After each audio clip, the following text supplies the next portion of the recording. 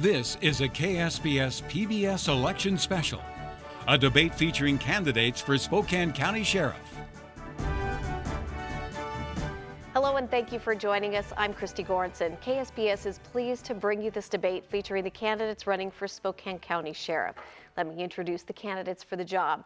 John Nowels has worked 24 years at the Spokane County Sheriff's Office, rising in the ranks from patrolman to property crimes and narcotics detective, and was promoted to Undersheriff in 2019.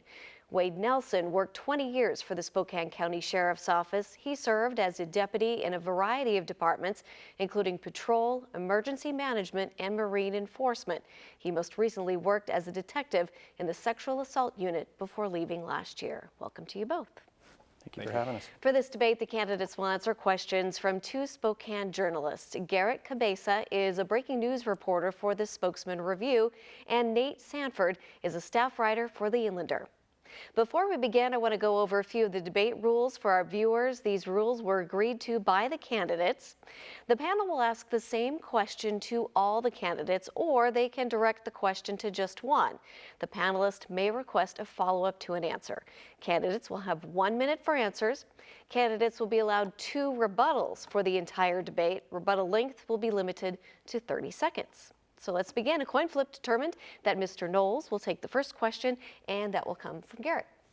What crimes are becoming more prevalent in Spokane County, and if elected, how would you plan to address them? So lately in Spokane County, the most concerning crimes that are on the rise have been our violent crimes, our aggravated assaults, our homicides, things of that nature.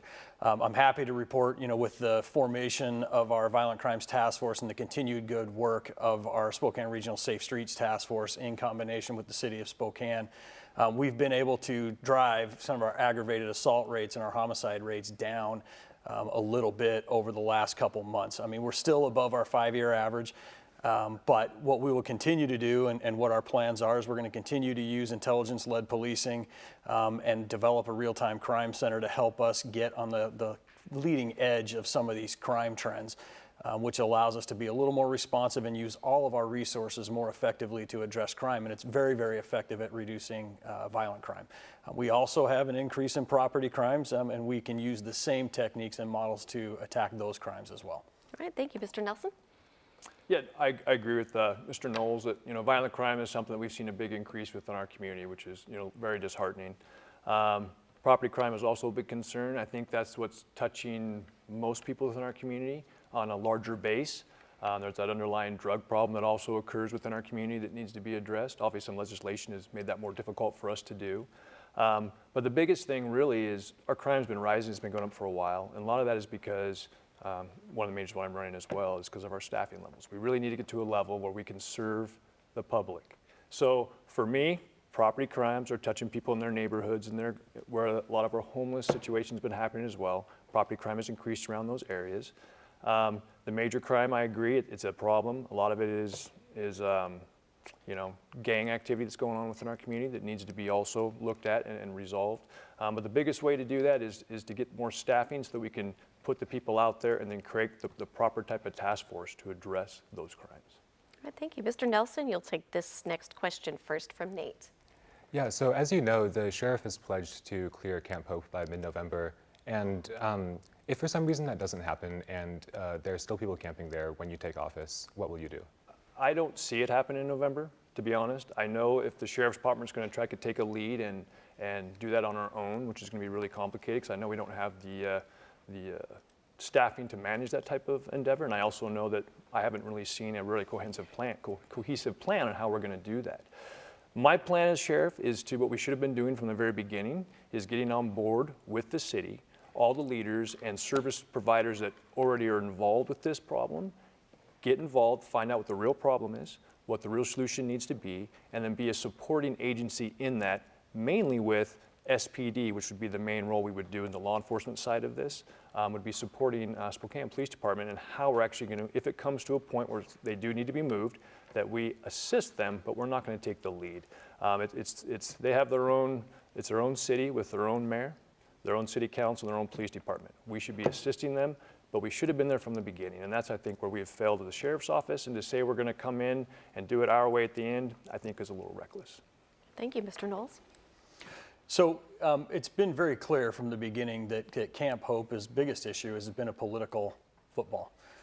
The sheriff's office became involved with this issue at the request of the mayor, whose city Camp Hope is in. We are currently in meetings with the Spokane Police Department on ways that we can address this issue, with ways that we can get the parties involved, like Empire Health Foundation and the Department of Commerce and the Department of Transportation, to speed up their timeline in a way that the sheriff's office doesn't have to come in and take enforcement action. Because frankly, the public has had enough. The public that is trying to operate businesses, the public who don't have the choice of whether they live next to Camp Hope or not, they're tired of the crime and the disorder they're being subjected to. So if it means that the mayor has to come to the sheriff's office to get help, we will. And we do have the staffing and the manpower between the sheriff's office and the Spokane Police Department to address this issue effectively. But if things go right and the politics are what they are, we can get this done far faster than Empire Health Foundation and Department of Commerce wants to get it done. Okay, Mr. Nelson, you can have a 30-second rebuttal. On this issue with the homeless net camp, I mean, everybody saw what the sheriff put out when he went on the news, and what his plan was, is he's going to come in there. He didn't care who else was playing. He's saying the mayor's been involved, but I haven't seen anything where the mayor that I have seen has publicly come out and said he's supporting the sheriff in this. There is a police department within the city that the mayor does have, basically should have the ability to say, if I want this to occur within my city limits, the mayor should have that ability with their SPD. So why does she have to come to the sheriff's office? Something's not right, something's broken in communication, and that needs to be fixed. We as leaders need to come together and work together to resolve this problem. All right. Mr. Nowels, you'll take this next question from Gerrett. As you guys know, law enforcement agencies across the country have struggled with staffing. Is there a staffing issue at the Spokane County Sheriff's Office? If so, how do you plan to improve it? If not, what steps have been taken to address those shortages? Yeah, so there is a staffing issue with every police agency in the country almost. You know, with exception of a few very small agencies, any kind of agency that has any sort of size is dealing with the staffing issue, not unlike most industries in the United States right now. In Washington State, it's been acute because of some of the legislation that was passed and the message that was sent to our law enforcement officers over the last 4 years. A lot of people have left the profession. But over the last couple of years, we've also dealt with a huge wave of people eligible for retirement. So we started spending a lot more money on recruiting than we had ever spent. We've started a national recruiting program. But the most important thing we did is we got the county commissioners on board with closing the 23% wage gap between ourselves and the Spokane Police Department, who we competed with for personnel. And since that contract was passed this year, we have hired now just shy of 40 people, and we are now 95.5% staffed for our authorized personnel that we're funded for. And we haven't been able to say that in a long time. Mr. Nelson? Yeah, I think we have a serious staffing problem. I mean, we currently are having to pay double time just for people to come in on their days off to even fill our minimum staffing to our community, and that's been going on for a while. They had to open up to sergeant level to work patrol positions to do that. So I agree, I think it's great the commissioners have allowed us to get more this year and we've done these things and got these raises, but to me it's so little so late, and it's poor management, because like he stated, my point here, we knew that people were going to be exiting because we had a lot of people that got of age to retire, but we never mitigated that problem through the last 10 to 12 years. We haven't added anybody to our department. So here we are. We started out in 2006, we had roughly 245, give or take, deputies on the road. You fast forward today, we had roughly 220-ish, and now we've just hired, so we're back to the number we were in 2006. However, our department has grown, or I mean our city has grown exponentially, our county has grown exponentially, and without putting together a proper plan for properly increasing our manpower in smaller increments through the years, we would be in a much better place than we are now, doing huge bonuses, scrambling to catch up when we are definitely not where we should be. All right, Mr. Nowels, 30 seconds. So you've heard my opponents say that we have done nothing to add. Well, we have added positions over the last couple of years. We've done it, and we've come up with a strategic plan every year.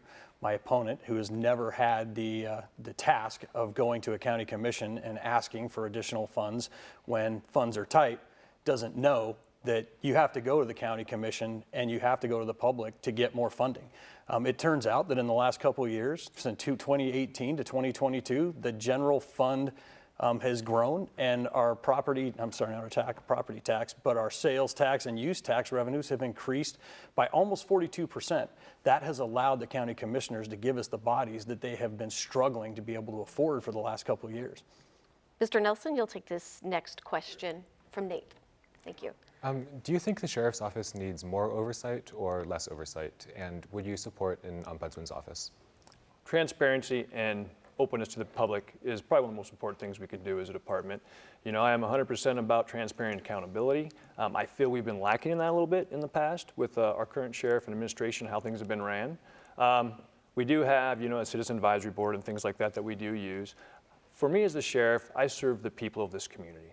So if they're coming to me and they don't feel like that they can trust me or that I am at a point where they want more oversight, I am more than willing to put other programs in place, 100%. But that's a discussion I think has to happen with the community leaders and feedback from our community to see if they are comfortable with our leadership, with how transparent are we really following what they as a community want us to be, or if they want more oversight, I am gladly to put more in place. So for me, it's 100% about what the community wants, and I will serve that.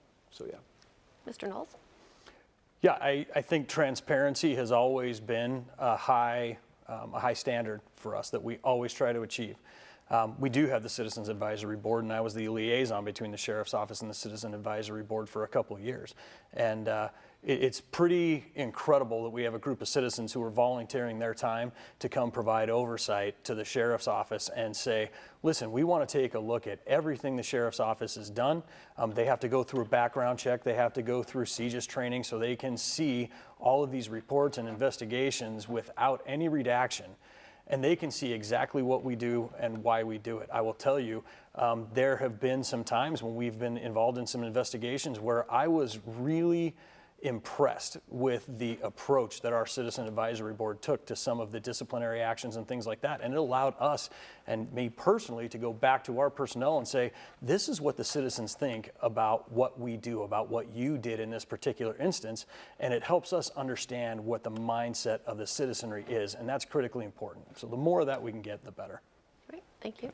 Your last rebuttal? Sure. On this, part of my issue is with our transparency and how we do things. You know, recently they were looking at basically encoding and delaying our primary two channels that we operate on. It was a concern for me because that just adds another wall between us and the citizenry. And we talk about, you know, they talk about it's transparency, but they were going to shut down the very way that people can see what we're doing on a day-to-day basis. Because of the outcry, it sounds like they're maybe not going to, but there's been no release from the Sheriff's Department anywhere saying that they chose not to do this after those meetings were done. So I really don't know where they stand. But for me, I'll tell you, I will never encrypt those two channels. I think it's important that we are always open to the public and that we are always accountable. And the way to do that is to make sure they can see what we're doing on a day-to-day basis. Right, thank you. Mr. Knowles, you'll take this next question from Gerrett. Sheriff Knezovitch has been outspoken over the years on several law enforcement issues as well as political issues. What would be your approach if elected? So I think it's critical that the public understands that they are electing the sheriff to represent their needs. It is the only law enforcement executive position in this country that is elected by the people. So the sheriff needs to be a voice for their needs and for everybody in the community's needs where public safety is concerned and public safety. Sometimes politics really does complicate providing public safety, and it's not a partisan issue, and it shouldn't be. And that's where it's great to have a sheriff who's willing to stand up and use the bully pulpit to eliminate the politics out of what should just be a simple, straight public safety issue. That's the beauty of the elected sheriff. And it's my intent to use that power and authority wisely and to wield it with reverence, but still understand that there is a time and place to to wield that bully pulpit. All right, Mr. Nelson? Yeah, I have a very different point of view on how this kind of goes is, you know, I get, you know, the term bully pulpit and all that, and I understand where it comes from historically and all those things, but when you say it, there's a reason why it has that stigma to it. And I don't think it's the sheriff's position to step out front and, as you say, bully pulpit to the people. My job is to have their best interest at heart. I protect the Constitution and uphold it. I also keep this community safe. That's my job as sheriff.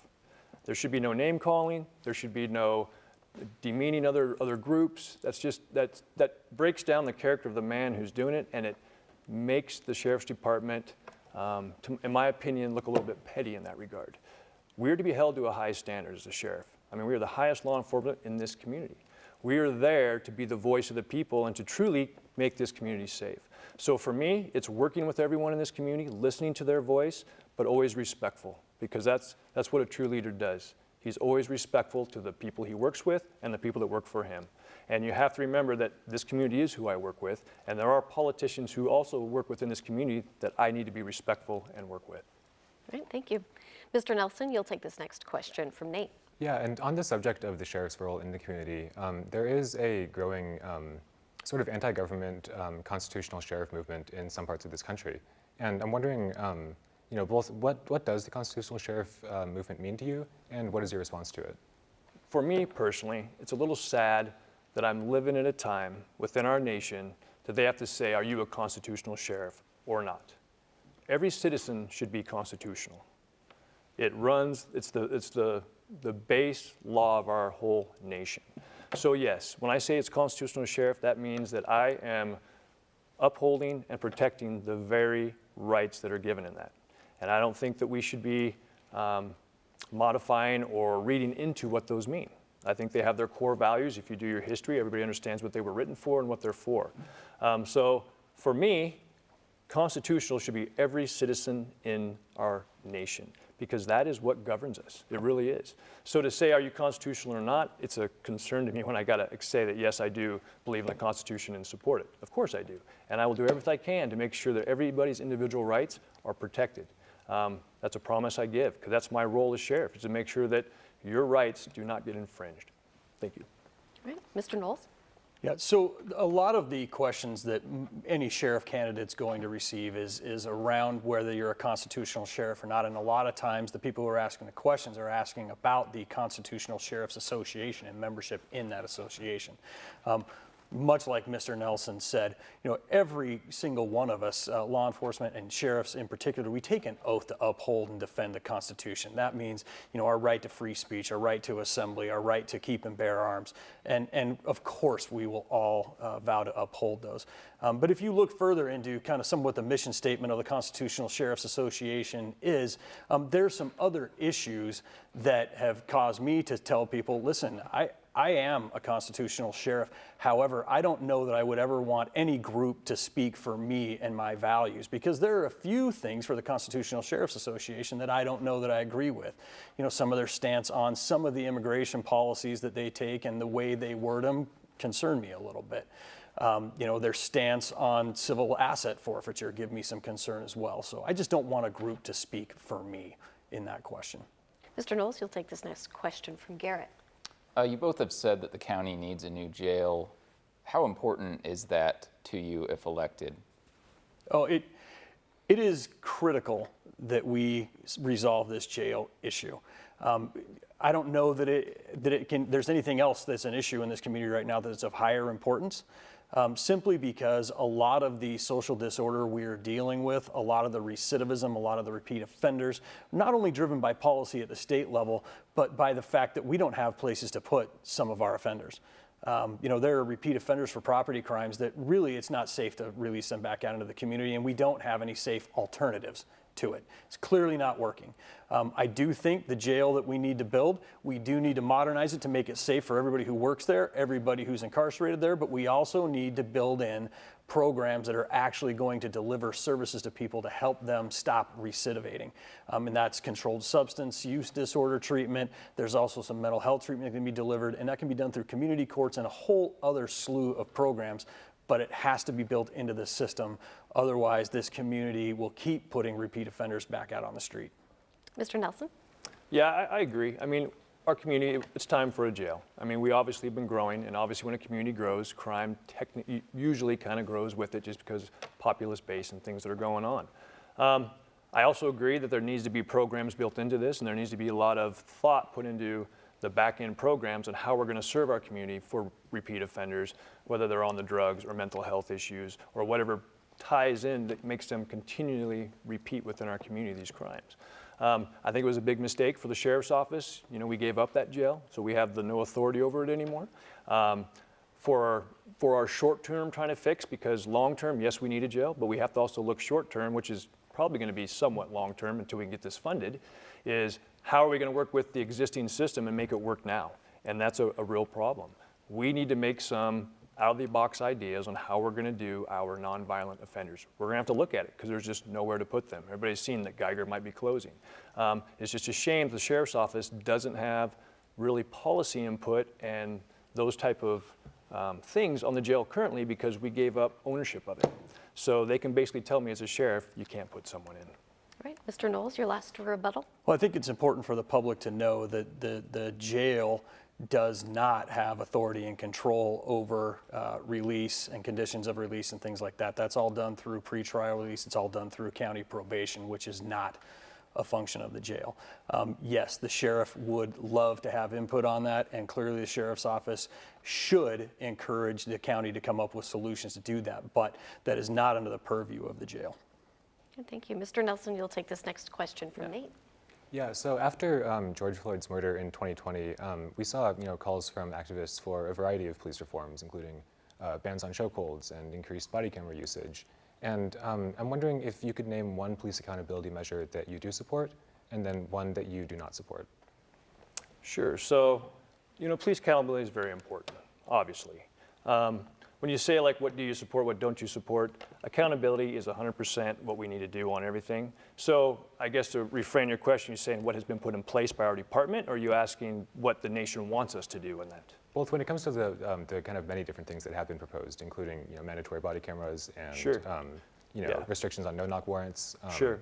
So for me, I think one of the best things that we ever did and what can do for all accountability is cameras, 100%. And the reason why is because it takes a lot of the guesswork out. It doesn't take away, the officer's integrity and things like that to go with it. It doesn't take away their word. In some ways, people felt like, well, if I have to have a camera, then my word means nothing anymore. Well, I see that has not really occurred. But what it also does is it also upholds when our officers are doing the right thing, and there's that negative input that goes with that. I think it's a balancing tool that we can use that keeps both the citizenry and law enforcement honest and open, is what I believe is word. Some that I don't agree with is, when they took away what we call the vascular neck restraint, because I'm a defensive tactics instructor, I'll tell you, it was the safest way for me on the street to take someone into custody with limited injury to anyone. We have history of it. I've done martial arts forever. That was a big mistake, and I hope that we can get that back, because it really caused no injury to me or no injury to the suspect when it was actually used properly. So that is what I think is one of the biggest deficits that we've had. Mr. Nowels. So agree 100% wholeheartedly with the body camera issue. It was great that there was talk about legislating body cameras, because frankly it got the county commissioners in the city of Spokane Valley to fund body cameras, which the sheriff's office had been asking for the better part of 8 years. So that's been a great result of that. I also really do approve of the now requirement, the duty to report by officers if they see somebody using excessive force. I mean, frankly, that was inside our policy anyway in the sheriff's office, so to see it made law is just not a big deal. One of the issues I have with the police accountability is the review of deadly force incidents by an independent review board. And it's not that I have a problem with the independent Office of Investigation, it's how they are structuring it and their absolute reckless assignment of people to it who have no law enforcement authority. Ultimately, they want people investigating homicides, murders, potentially, homicides, that the people investigating them have no law enforcement experience and no investigative expertise. That's like asking doctors to review medical procedures or asking people to review medical procedures who have never been doctors. It's reckless and unwarranted. All right, thank you. All right, this is our last question, and it'll be 1 minute for the last question. Mr. Nowels, you'll take this question first from Gerrett. How would you assess the morale of the sheriff's office, and if it's high, what steps have been taken to make it that way, and if low, what would you do to address it? So I will tell you, in 2020, and from the George Floyd incident up through 2020, and then to this legislative reform, police morale has taken a hit. I mean, I even felt like I wasn't appreciated. You know, you have men and women who are serving their community, and to be told that they're not trusted it's a pretty hard blow to deal with. So what we've done as an administration is we've made sure our people have the best training we can provide them. We make sure that they have the best equipment that we can afford. Fortunately, we've been able to do all of those things. We've increased the training, we've increased the equipment they've been able to give into, and we've made sure that they were compensated fairly. You know, there are going to be people who will tell you that their morale is low. But we also have people come up and tell us, we've been hearing people talking about our morale being low. Don't believe them. Our morale is 90%. And when you guys authorized us to wear cowboy hats, it's like 98%. And you wouldn't think that that would be, you know, when we hear the rhetoric about how morale is so low, that we would have many people come up and tell us, don't believe it, it's not true. So some people may have morale problems, but sometimes they have to decide whether they stay or go. And some people just leave. All right, thank you. Mr. Nelson? Yeah, you know, there is obviously a morale issue. Obviously, I think there's a difference between morale and loving the career you do. Everybody working there, they did it, they volunteered. This is the job that they wanted as a career. So they do love the job. However, the morale is low. And we can say there's always going to be a percentage that is happy no matter what, and most everybody is happy in the sense of their job. But when it comes to their work and what's going on, it just shows in that if morale was high, we wouldn't be paying double time for people to come in on their days off just to make minimums. It just wouldn't be there. We wouldn't have to open up to sergeants to make it happen. Staffing levels and the chasm that's been created between our administration and the working force is real, and it's been there for a while. And I can tell you, because I've been there for over 20 years, it's a problem. Morale goes hand in hand with staffing. You want people to be happy? Don't overwork them. Don't make them have to come in so much and kill their lives down the road. People are leaving early because they're getting overworked and they're tired. That's the that's the facts of what's going on. So yes, morale is lower within our department, and it needs to be corrected. Thank you. All right, thank you. And that will be the last question. Time now for closing statements. And Mr. Nelson, you go first. Yeah, so I guess I want everybody to ask yourself, have you ever called Crime Check, and what kind of response did you get? What kind of law enforcement response did you get? If you're happy with how things are going, and then you can continue down the same path, and that would be voting for, you know, the current administration, which is my opponent, who is going to kind of walk the same path we've been walking. You know, I think we need a set of fresh eyes on this problem. I think we need a little more ingenuity to come in and say, you know what, we can keep blaming the commissioners and other people didn't give us this, give us that. But the fact is, as the leader of that department, it is my job to go to the public and make sure they understand the problems that are coming up and how it's going to affect them down the road, mainly the safety of our community, because if you don't have safety, you got nothing. You can have the most prettiest parks, best roads, we can infrastructure the heck out of this place. But if we aren't safe, nobody's going to go use them. So that is where a true leader comes in, becomes the driving force to get our community on board with the type of level of service they require, and then we make it happen. And we have to work with the commissioners and the community to make that happen. Thank you. Thank you. Mr. Knowles? So I think it's important for viewers and voters to understand a couple of things. You have heard my opponent harp on staffing and morale. Staffing and morale. You have not heard my opponent say anything other than he will be different. You have not heard a specific plan on anything he will do to be different, because frankly, he doesn't have the experience or the vision to know how to implement those things. He's never had to do it. You will hear him talk about his leadership experience, but frankly, my opponent has never held a leadership position in the sheriff's office. Today, if he went back to work at the sheriff's office, he would not have the credentials to even test as a sergeant in our agency, which is the first level of supervision. He doesn't know what he doesn't know. The reality of it is I have spent the last 10 years of my career working to qualify myself to be the sheriff of this agency and of this community. My opponent did nothing but quit in the last year when things got difficult and his morale suffered. He quit. That's the character that I think people need to understand. I buckled down, prepared myself, and worked. My opponent did the opposite. All right, thank you. Well, that will do it for this debate. Our thanks to each of the candidates, as well as to our journalists, Gerrett, Cabeza, and Nate Sanford. Thank you. For all of us at KSPS, thanks for watching.